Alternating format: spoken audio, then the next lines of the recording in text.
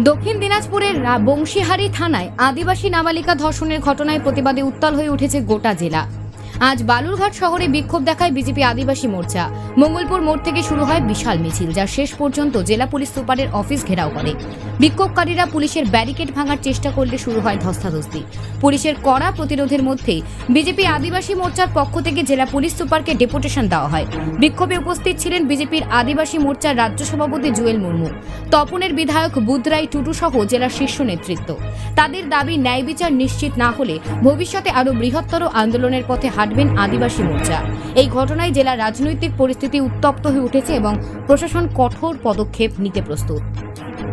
আপনারা জানেন যে সারা রাজ্য জুড়ে যেভাবে নারী নির্যাতন বেড়ে চলেছে এবং সারা রাজ্যের সাথে সাথে আমাদের দক্ষিণ দিনাজপুরে বিভিন্ন প্রান্তে আদিবাসী মহিলাদের উপর যেভাবে নির্যাতন হচ্ছে, তারই প্রতিবাদে এখানকার যে পুলিশ প্রশাসন যে আইনি শৃঙ্খলা ভেঙে পড়েছে এবং তারই প্রতিবাদে আমরা আদিবাসী জনজাতি মোর্চার পক্ষ থেকে আজকে এসপি সাহেবের কাছে ডেপুটেশন দিতে বাধ্য হচ্ছি। আপনাদের দাবি যদি না মানা হয়, পরবর্তীতে কি পদক্ষেপ নেবেন? আমরা লাগাতার এর থেকে বৃহত্তর আন্দোলনে আমরা রাস্তায় থাকব। আপনার নাম? আমার নাম সুশীল মার্ডি। Thank you.